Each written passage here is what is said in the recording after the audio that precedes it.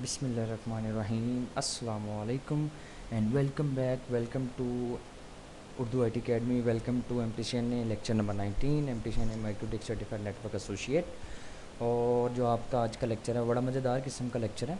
Network engineers का अक्सर पाला पड़ता रहता है इन लेक्चर्स के साथ, बल्कि अक्सर नहीं बहुत ज़्यादा ही पड़ता रहता है। एक सिक्योरिटी की टर्म भी है पोर्ट फॉरवर्डिंग। तो आज हम चेक करेंगे कि जी माइक्रोटेक में पोर्ट फॉरवर्डिंग जो है वो किस तरह की जाती है। ठीक है जी, पोर्ट फॉरवर्डिंग क्या है अगर आपको नहीं पता तो आपने नेट पैड का कॉन्सेप्ट पढ़ना है काशिफ भाई का CCNA के लेक्चर्स में से, और उसके बाद आपने ये चीज़ जो है ना वो यहाँ पे पढ़नी है। आके पढ़नी तो नहीं बल्कि मतलब कन्फिगर ही करनी है। मैंने इसके अंदर थ्योरी नहीं रखी ज़रा सी भी। बड़ा ही मुख्तसर सा लेक्चर है, छोटा सा, लेकिन एक टूल है माइक्रोटेक का यूज़ करने के लिए। तो ज़री सी बात, अगर आपने सर्वर वगैरह रखे हैं अपने इंफ्रास्ट्रक्चर के अंदर, अपने ऑफिस के अंदर, तो अगर सर्वर को डायरेक्ट IP लाइव IP देना भी एक गलत प्रैक्टिस है, रिकमेंडेड नहीं है। तो बेहतर यही होता है कि आप उसकी डिफरेंट पोर्ट्स यूज़ करके आप उनकी पोर्ट्स फॉरवर्ड कर दें डिफरेंट सर्विसेज के साथ, उससे आप जो है वो यूज़ कर लें, किसी किस्म का कोई इशू नहीं होगा। तो जी आज के लेक्चर की तरफ डायरेक्टली विदाउट एनी इशू जो है वो हम बढ़ते हैं। अच्छा जी, पोर्ट फॉरवर्डिंग बेसिकली पोर्ट का कॉन्सेप्ट आपको पता है, पैड का कॉन्सेप्ट अगर आपको अच्छी तरह पता ना, पोर्ट फॉरवर्डिंग पैड जो है पोर्ट एड्रेस ट्रांसलेशन, तो आप ये चीज़ बड़े अच्छे तरीके से कन्फिगर कर सकते हो। किसी किस्म का कोई इशू नहीं है ऐसे चीज़ को कन्फिगर करने के लिए। तो अभी हम चेक करते हैं जी। मैं सबसे पहले एक चीज़ जो है वो वेरीफाई कर लूँ। ठीक है जी, सही चल रहा है। अच्छा जी, आगे जी हमारा लैब का टाइम है जी। लैब के टाइम के लिए हम चलते हैं जी अपनी लैब की तरफ, और ये है जी हमारी लैब। कैंसिल करेंगे। पोर्ट फॉरवर्डिंग के लिए सिंपल दो तीन चीज़ें कुछ आपके पास जो मौजूद होनी चाहिए। एक आपका लाइव IP आपको पता हो कि आपके इंफ्रास्ट्रक्चर में जो लाइव IP चल रहा है जिसके ऊपर आपने पोर्ट फॉरवर्ड करनी, वो लाइव IP क्या है। दूसरा, आपका सर्वर का लोकल IP आपको पता हो कि जिस IP की पोर्ट फॉरवर्ड करनी है वो IP क्या है। और तीसरी चीज़, आपको पोर्ट पता हो कि पोर्ट कौन सी फॉरवर्ड करनी है। अब लेट्स सपोज अगर आपके इंफ्रास्ट्रक्चर में कोई बंदा वेब डेवलपर बैठा हुआ है तो वो आपको ये कहेगा यार मुझे लेट्स सपोज 192.168.10.10 के अगेंस्ट एक पोर्ट फॉरवर्ड करवानी है, पोर्ट नंबर है टेट्रा 9। ठीक है जी, तो आप उसे ये भी पूछोगे। अगर तो आपका सारा सेटअप आपने खुद लगाया हुआ है तो फिर आपको पता है कि लाइव IP कौन सा चल रहा है, किस IP के अगेंस्ट चल रही है। लेकिन अगर आपके ऑफिस में वैन एड्रेसेस 3-4 हैं, ठीक है जी, तो आप उससे फिर ये पूछोगे कि भाई किस IP के अगेंस्ट, किस लाइव IP के अगेंस्ट आपने ये पोर्ट फॉरवर्ड करवानी है। वो आपको बताएगा यार ये फ़लाने IP के अगेंस्ट ही मुझे पोर्ट फॉरवर्ड कर दो। फिर आप उस IP के अगेंस्ट उस पोर्ट को फॉरवर्ड कर दोगे। माइक्रोटेक में फॉरवर्ड करना बहुत आसान है, कोई डिफ़िकल्ट चीज़ नहीं है। आप सिंपल IP में आए, IP में आके आप फायरवॉल में चले गए। ठीक है जी, अब मैं क्या करने लगा हूँ, मैं एक पोर्ट फॉरवर्ड करने लगा हूँ इसके अंदर, अपने ही लैपटॉप की एक पोर्ट फॉरवर्ड करने लगा हूँ जो इस टाइम मैं यूज़ कर रहा हूँ। और इसका रिमोट जो है ना वो मैं रिमोटली लेना चाहता हूँ ओवर द इंटरनेट, घर बैठ के। मैं इसका अगर इसका ये लैपटॉप मेरे पास जो है वो ऑफिस में पड़ा हुआ है, घर बैठ के मैं इसका रिमोट लेना चाहता हूँ, तो वो किस तरह ले सकता हूँ, वो ये भी हम जो है वो चेक करते हैं। अच्छा जी, हम क्या करेंगे जी, सबसे पहले आपने चेन में सेलेक्ट करना है DST नेट और प्रोटोकॉल जो है वो TCP ही सिलेक्ट करना है।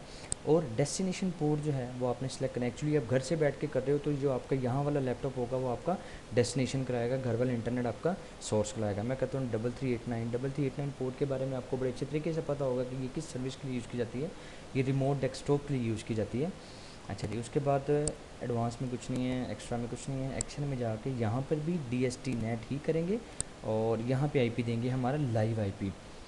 सॉरी, लाइव IP कह रहा हूँ आपको, जो हमारा लोकल IP जिस IP के ऊपर आपने जाना है, तो वो IP मेरा है 10.10.20.100। मेरे इस लैपटॉप का IP है। मैं चेक कर लेता हूँ ncpa.cpl। और वैसे IP कॉन्फ़िग करके भी आप चेक कर सकते हैं, ये ज़रा यहाँ से इजी हो जाएगा। 220.100 है जी आपका IP। ठीक है जी, और पोर्ट कौन सी है, 3389। हाँ, अगर आपके पास ऑफिस में एक ही मतलब राउटर के अंदर आपने मल्टीपल वैन IP जो है वो ड्रॉप किए हैं, उसके लिए फिर आपको यहाँ पे डेस्टिनेशन या सोर्स एड्रेस के अंदर एक IP देना पड़ेगा। उसका फर्दर मैं एक लेक्चर बना के इंशाल्लाह ताला आप लोगों के साथ शेयर करूँगा। अभी तक के लिए यही मामला, इसे मैं यहाँ से अप्लाई कर दूँगा और यहाँ से ओके कर दूँगा। और सबसे लास्ट में जाके हम देखेंगे जी हमारे पास ये एक बन गया है डेस्टिनेशन नेट का। ठीक है जी, और ये इसकी सारी कॉन्फ़िगरेशन मैंने कर ली। अब मैं क्या करूँगा, मैं सिंपल विंडोज़ R करके ncpa.cpl करूँगा। मैं मतलब नेटवर्क चेंज करने लगा हूँ, डिसेबल किया। ऐसे मैंने वाईफाई देखें आपके सामने डिसेबल था, अब इसको मैं करूँगा इनेबल टेस्ट। ठीक है जी, अब आपने देखा ये PTCL से कनेक्ट हो गया, मतलब ये नेटवर्क मेरा टोटली चेंज है। अब मैं इसकी रिमोट सर्विस के लिए RDP ऑन करूँगा। RDP ऑन करके मेरा लाइव IP है 61.195, जिसके अगेंस्ट मैंने उसे फॉरवर्ड किया है। तो यहाँ से कनेक्ट करके चेक करूँगा कि क्या वो मेरे इस IP के ऊपर मुझे लेके जाता है या नहीं लेके जाता। लेके जाना तो चाहिए वैसे, भाई ले जा, तेरी मेहरबानी है।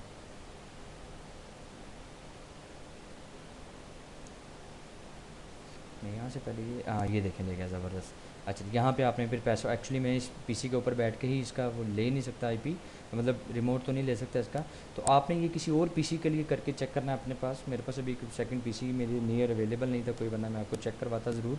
तो आपने अपने लिए करके चेक करना है। अब मैं क्या करता हूँ, मैं दोबारा इसके ऊपर जाता हूँ और रूल को करता हूँ डिलीट। ठीक है, यहाँ डिसेबल करते हैं हम उस रूल को, और हम चेक करते हैं जी क्या वो दोबारा मेरे लिए काम करेगा या नहीं करेगा। ये रूल था, इसको मैंने कर दिया माइनस, इसको किया मैंने यहाँ से क्रॉस, इसे किया डाउन, और अब ये इसे करूँगा डिसेबल।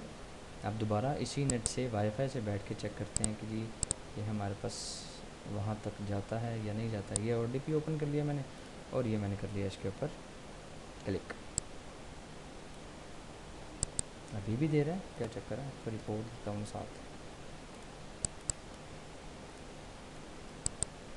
सिस्टम स्टक RDP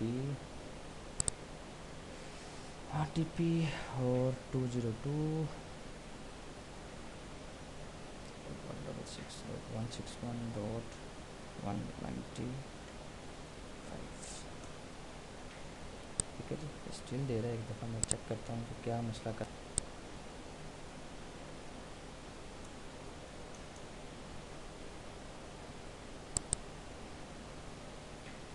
इतना है कनेक्ट। ये मेरे पास स्टिल मेरे ख्याल से किसी और चीज़ का भी कन्फिगर किया हुआ है इसके ऊपर।